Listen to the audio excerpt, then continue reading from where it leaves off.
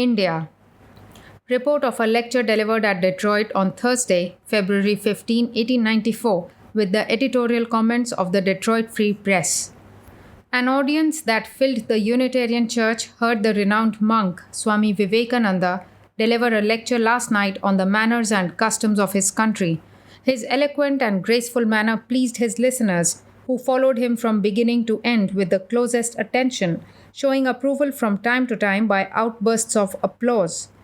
While his lecture was more popular in character than the celebrated address before the Religious Congress in Chicago, it was highly entertaining, especially where the speaker diverted from the instructive portions and was led to an eloquent narration of certain spiritual conditions of his own people. It is upon matters religious and philosophic, and necessarily spiritual, that the Eastern Brother is most impressive, and while outlining the duties that follow the conscientious consideration of the great moral law of nature, his softly modulated tones, a peculiarity of his people, and his thrilling manner are almost prophetic. He speaks with marked deliberation, except when placing before his listeners some moral truth, and then his eloquence is of the highest kind. It seemed somewhat singular that the Eastern monk, who is so outspoken in his disapproval of missionary labor on the part of the Christian Church in India, where he affirms the morality is the highest in the world, should have been introduced by Bishop Ninde, who in June will depart for China in the interest of foreign Christian missions. The bishop expects to remain away until December, but if he should stay longer, he will go to India. The bishop referred to the wonders of India and the intelligence of the educated classes there, introducing Vivekananda in a happy manner. When that dusky gentleman arose, dressed in his turban and bright gown, with handsome face and bright, intelligent eyes, he presented an impressive figure. He returned thanks to the bishop for his words and proceeded to explain race divisions in his own country, the manners of the people, and the different languages. Principally, there are 4 northern tongues and 4 southern, but there is one common religion. 4/5 of the population of 300 million people are Hindus, and the Hindu is a peculiar person. He does everything in a religious manner. He eats religiously, he sleeps religiously, he rises in the morning religiously, he does good things religiously, and he also does bad things religiously. At this point, the lecturer struck the great moral keynote of his discourse, stating that with his people it was the disbelief that all non-self is good and all self is bad. This point was emphasized throughout the evening and might be termed the text of the address.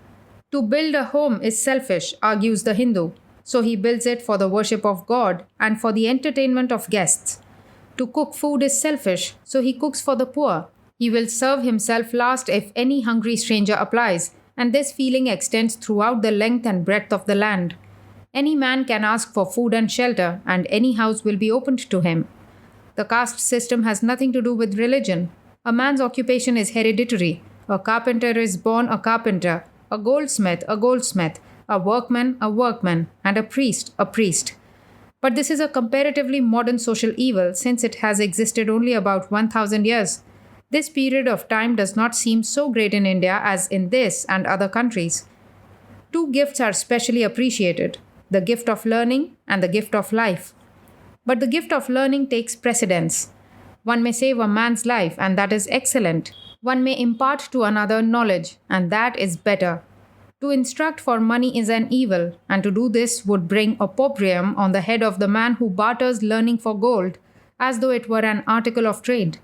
The government makes gifts from time to time to the instructors, and the moral effect is better than it would be if the conditions were the same as exist in certain alleged civilized countries. The speaker had asked through the length and breadth of the land what was the definition of civilization, and he had asked the question in many countries. Sometimes the reply had been given, "What we are, that is civilization." He begged to differ in the definition of the word. A nation may control the elements, develop utilitarian problems of life seemingly to the limit, and yet not realize that in the individual the highest type of civilization is found in him who has learned to conquer self. This condition is found in India more than in any country on earth, for there the material conditions are subservient to the spiritual, and the individual looks for the soul manifestations in everything that has life, studying nature to this end. Hence, that gentle disposition to endure with indomitable patience the flings of what appears unkind fortune, the while there is a full consciousness of a spiritual strength and knowledge greater than those possessed by any other people. Hence, the existence of a country and a people from which flows an unending stream that attracts the attention of thinkers far and near to approach and throw from their shoulders an oppressive earthly burden. The early king, who in 260 BC commanded that there should be no more bloodshed, no more wars, and who sent forth instead of soldiers an army of instructors, acted wisely, although in material things the land has suffered. But though in bondage to brutal nations who conquer by force, the Indian spirituality endures forever, and nothing can take it away from him. There is something Christ-like in the humility of the people to endure the stings and arrows of outraged fortune, the while the soul is advancing towards the brighter goal. Such a country has no need of Christian missionaries to preach ideas, for theirs is a religion that makes men gentle, sweet, considerate, and affectionate towards all God's creatures, whether man or beast. Morally, said the speaker, India is head and shoulders above the United States or any other country on the globe.